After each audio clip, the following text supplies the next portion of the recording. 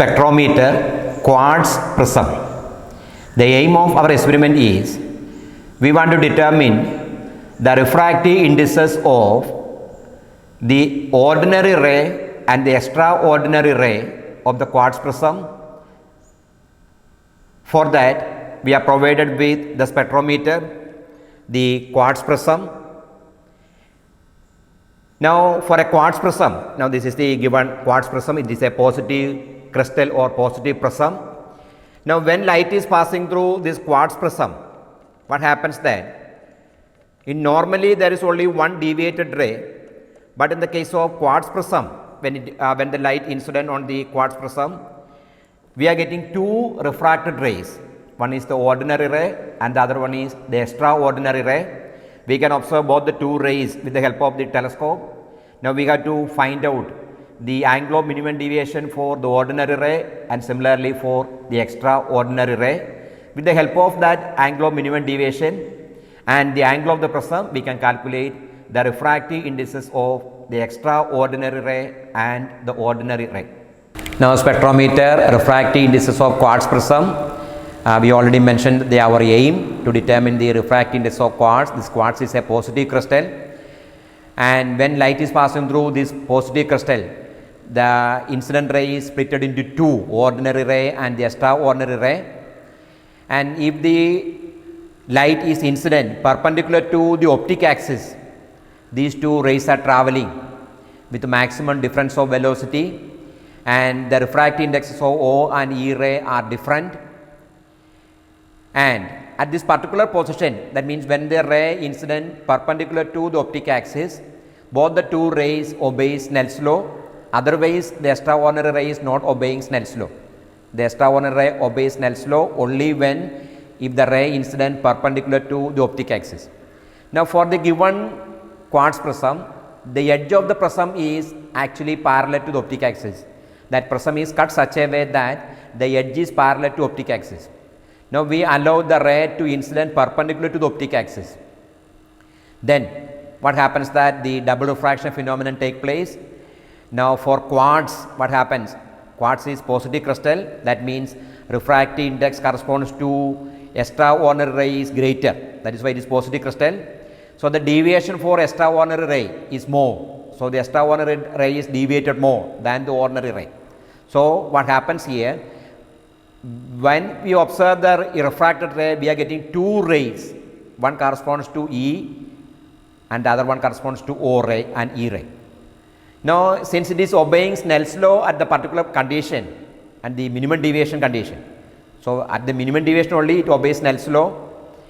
At the minimum deviation position, if D0 and DE are the angle of minimum deviation for the E ray and O ray that we want to determine, then using the formula, A is the angle of the prism, using the formula sin A by sin R0, we can calculate mu O, that means the refractive index of the ordinary ray, that is sin A plus DO by 2 divided by sin A by 2, where DO is the angle of deviation that we determine for the ordinary ray.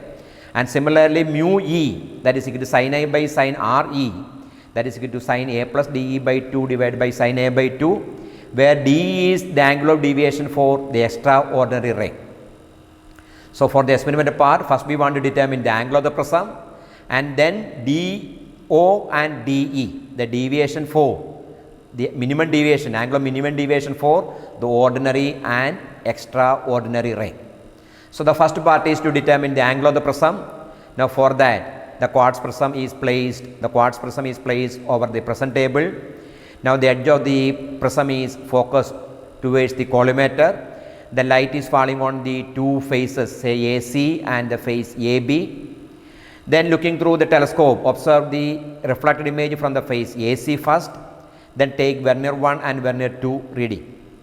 Then the telescope is brought to the other side and observe the image from the face AB, so that the image is coinciding with the vertical crosswire of the telescope. Then again Vernier 1 and Vernier 2 readings are taken. From that readings, we can calculate the value of the angle of the prism. That means in Vernier 1, a reading of image from the face AB, that is x1. Vernier 1 we are having reading main scale reading, Vernier scale reading and total. Similarly, in vernier 2 also we are having main scale and vernier scale reading and total. That is for the reading of the image from reflected from face AB. Now for the reflected image from the face AC, that is marked as X2, we are having vernier 1 reading MSR VSR total, vernier 2 reading MSR VSR and total. Then we can calculate the difference of X1 and X2. X1 and X2, that means here vernier 1 we can find the difference here, the difference of these two reading. We obtain one of the difference here, and similarly in vernier 2 also we obtain the difference, and that difference is 2A, and from that mean 2A is calculated and A is calculated. Now to determine find out the deviation for the ordinary and extraordinary ray, the prism is arranged such that the light falls on one of the face, say AB, then it is refracted through the other face AC, it is refracted through the other face AC, then the refracted ray is observed through the telescope. The refracted ray is observed through the telescope. Now when we observe the refracted ray, we can see two rays. One is for extraordinary, which is deviated more. So the first one is extraordinary. The next one, which is having less value of deviation, that is ordinary. Now we want to take the reading corresponds to ordinary and extraordinary in the minimum deviation position. Now for that, first you observe the extraordinary ray, rotate the prism table such that that particular image moves towards the direct position. It goes to the direct position, it remains stationary at a particular position, then it starts moving back. At that position, stop the rotation of the vernier table. Now the deviation is minimum for that particular ray. Now you can move the telescope so that the crosswire coincides with the image and then take the reading. So that is the reading corresponds to the deviated ray. Now you can take the direct reading also. The difference of these two gives the deviation for the extraordinary ray. Now we have to repeat this one for the other ray. We have one more ray here, that is the ordinary ray. Now observe the ordinary ray, rotate the prism table so that the ordinary ray is in the minimum deviation position, keep it in the minimum deviation position, fix the prism table and vernier table, move the telescope to coincide with the image, telescope is coinciding with the image, crosswire is coinciding, take the reading, that is the reading corresponds to the ordinary ray in the minimum deviation position. Now take the direct ray reading once again, then we can see the tabular column. This is the tabular column that we used. Now initially to find the D, we are taking the reading of the first refracted image. So the first refracted image is the more deviated ray, that is the extraordinary ray in the case of quartz crystal. Vernier 1 reading MSR, VSR and total we obtain. Vernier 2 reading MSR, VSR and total. But here the refracted ray is in the minimum deviation position. Now similarly, the second refracted image, that is the ordinary ray, is brought to the minimum deviation position. Then vernier 1 reading and vernier 2 readings are taken. Then we are having one more reading, that is the reading of the direct image, vernier 1 and vernier 2. Now we can find the difference, that is difference of X1 and X. X1 means reading of the extraordinary ray and X means direct ray. That difference gives DE, the deviation for extraordinary ray. So here we are getting one deviation in vernier 1 and one deviation value in vernier 2. So we can take the mean of these two, that is mean DE. Similarly, the difference of X2 and X. X2 means the reading corresponds to ordinary ray and X means direct ray. That gives the deviation for ordinary ray. So in vernier 1 we obtain one deviation and in vernier 2 also we obtain one deviation. The mean of these two we taken, then the mean will be D0, that is deviation for ordinary ray. So we obtain the angle of the prism DE and DO. Now using the value of DE and DO, we can determine the refractive indices by our earlier formula. That means mu O is equal to sin A plus DO by 2 divided by sin A by 2 and mu E is equal to sin A plus DE by 2 divided by sin A by 2. So mu O and mu E are determined. Now coming to the experimental setup for the quartz prism. Now this is our quartz prism. Now that is a positive crystal. It is a small prism. Now, initially we want to find the angle of this particular prism. Actually, this is an isosceles prism, but even then we want to find the angle of the prism. So, the prism is mounted over the prism table and the height is adjusted. The height can be adjusted, and the edge of the prism is towards the collimator, so that let this face will be the face AC and this face will be the face AB. So, the light from the collimator falls on both the two faces AC and AB. Now, the telescope can be moved to observe the ray reflected from the face AB. Similarly, it can be moved to the other side to observe the ray reflected from the face AC. So, initially we are looking the image that is reflected from the face AB. Now, looking through the telescope, let us see the reflected image is there or not. Now, I am getting the reflected ray. The reflected ray is there. Now, we can take the reading corresponds to the reflected ray from the face AB. From the face AB, that is the reading x1. Now, here in vernier 1, the reading is exactly 300 degree. So, 300 degree. In vernier 2, the reading is that is 120 degree, and the 10th division is coinciding. So, that is 120 degree 10 minute. So, we obtain the reading from the face AB. Vernier 1 reading is there and vernier 2 reading is there. Now, we are moving to the other side to observe the reflected ray from the face AC. The reflected ray from the face AC. We are moving to the other side and looking through the telescope. Now, observe the reflected ray. Now, I am getting the reflected ray. The crosswire is made to coincide with the reflected image. It is coinciding. Now, this is our vernier 1. Now, here the vernier 1 is reading a division of 60 degree, and the vernier is coinciding. The 20th division is coinciding now. So, the total reading is 60 degree 20 minute. 60 degree 20 minute. Here on the vernier 2, the MSR reading is 240 degree, and here also the 20th division is coinciding. So, VSR reading is 20. So, the total reading is 240 degree 20 minutes.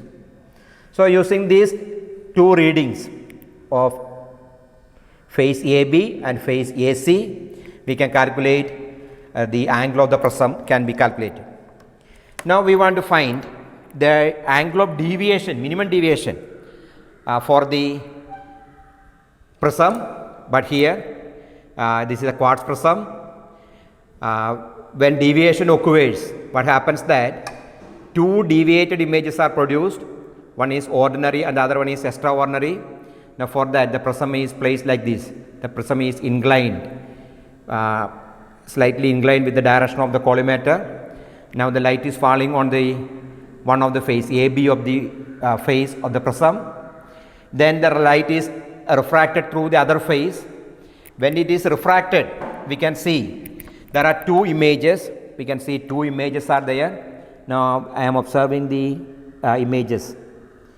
Now, if we are not getting the image, I am getting the image here. I am getting two rays. Two images are there. So, one of the image, first image is said to be the image corresponds to the extraordinary. The next image is the image corresponds to the ordinary, because extraordinary is having more deviation. Now, we can rotate the prism table or we can rotate the vernier table. We can rotate either the vernier table or the prism table. Now, I am rotating the vernier table, the lower table. The vernier table is rotated such that now I am observing the extraordinary ray or extraordinary image. Now, the extraordinary image is moving towards the right side. Now, it is again moving. It remains, now it is remaining there. Now, it starts coming back. So, I stop the rotation.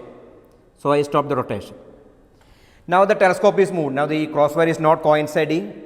Now, the telescope is moved such that the crosswire is coinciding with the image. So, what we are doing is we are getting two refracted rays, rotate the vernier table such that observing one of the image, say the extraordinary image, the extraordinary image is moving to the right, then remains stationary, then is coming back. Don't allow it to come back. When it starts to move back, stop the rotation of the vernier. Then you can move the telescope such that the crosswire coincides with the image. Now it is coinciding. Now I am getting the reading corresponds to the extraordinary ray in the minimum deviation position. So we can take the reading for the extraordinary ray, that is the reading x1. Now in vernier 1 the reading is, here I am observing the reading is 336 degree is coinciding 0, and the coinciding vernier division is 10. So the total reading is 336 degree 10 minute. And in vernier 2 I can see the vernier 2, the main scale reading is 156 degree and the 10th division is coinciding. So the total is 156 degree 10 minute. Now we want to observe the ordinary ray, the other ray. Now the telescope is moved. Before that we can check, we can rotate the vernier table again, observing the direct image, ordinary image. Now allow the ordinary image to move to the right side and coming back. Now the ordinary image is also in the minimum deviation position. It is moving to right and coming back. The rotation is stopped. Now the telescope is moved so that the crosswire is coinciding with the direct image. Now the crosswire is coinciding with the direct image. Now we are taking the reading corresponds to the direct image in vernier 1 and vernier 2. Now in vernier 1 the reading is 338 degree and the coinciding division is 28 or 20 here. So the total reading is 338 degree 20 minute. And in vernier 2 the main scale reading is 158 degree and the coinciding division is 20. So the total reading is 158 degree 20 minute. 158 degree 20 minute. Now we want to take one more reading, that is the reading corresponds to the direct ray. So for that the prism is removed. Now the telescope is unclamped and it is brought in a line with the direct image, the direct colorimeter image, that is coinciding with the crosswire of the telescope. Now it is coinciding, it is fixed there. You can clamp the telescope here. Then take the reading of the vernier 1 and vernier 2. Now here in vernier 1 the reading is 18 degree 18.5 it is. So 18.5 degree, or we can say 18 degree 30 minute. And in vernier 2 the reading is 198 degree 30 minutes. So that is 198.5 it is there, 198 degree 30 minutes. So that reading is noted. So we have three readings. One is, the last one is reading corresponds to the direct ray. Before that we obtain the reading corresponds to ordinary image in the minimum deviation position, and the reading corresponds to the extraordinary image in the minimum deviation position. So using these readings we can calculate the minimum deviation for ordinary ray, and similarly for extraordinary ray it can be calculated using that value of DO and DE, and we already obtained the value of the angle of the prism. We can calculate mu E, the refractive index with respect to extraordinary ray. Similarly mu O, the refractive index with respect to ordinary ray, can be calculated. Now coming to the sample set of reading that we obtained for the quartz prism. First, initially we find the angle of the prism.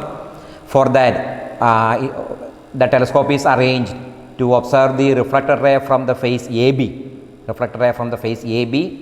Then in vernier 1 we obtain MSR, VSR, and total MSR is 300 and VSR is 10, total is 310.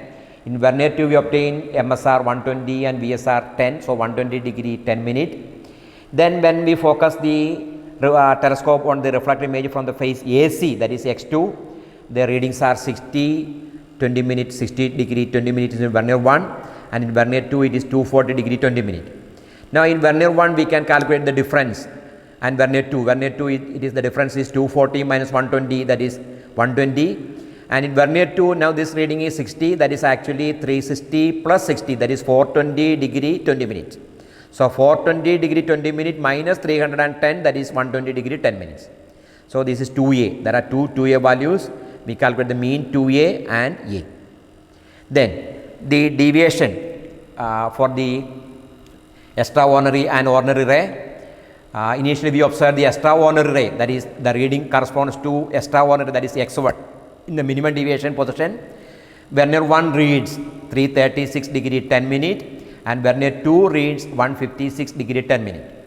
And for the ordinary ray in the minimum deviation position, the readings are 338 degree 20 minute and 158 degree 20 minute. And for the direct ray, the reading is 18 degree 30 minute and 198 degree 30 minute. Now we can calculate the difference, say x1 difference of x1 difference of x, reading of the extraordinary, that is DE. In Vernier 2, that is 198 degree 30 minute minus 156 degree 10 minute, that is 42 degree 10 minutes. Similarly, here in the Vernier 1, the reading is, the direct reading is 18 degree 30 minutes, that is actually 360 plus 18, that is 378 degree 30 minute minus 336 degree 10 minute, that is equal to 42 degree 10 minute. So there are two DE value, 42 degree 10 minute and 42 degree 10 minute. The mean DE is equal to 42 degree 10 minute. Similarly, we can calculate the difference of x2 and x. x2 is for the ordinary ray. Now x2 is here 338 degree 20 minute and x is 18 degree 30 minute. Now here we are adding 360, that is 378 degree 30 minute minus 338 degree 20 minute, that is 40 degree 10 minutes. And in Vernier 2, it is 198 degree 30 minute and 158 degree 20 minute. So the difference of these two, 198 degree 30 minute minus 158 degree 20 minute, that is again 40 degree 10 minutes. So the mean of DO is 40 degree 10 minutes. Then we calculate the value of mu O and mu E, sin A plus DO by 2 and sin A plus DE by 2. That is calculated. So we obtain for the ordinary ray, the refractive index is 1.532, and for the extraordinary ray, mu is greater than mu O, and we obtain 1.556, the refractive index.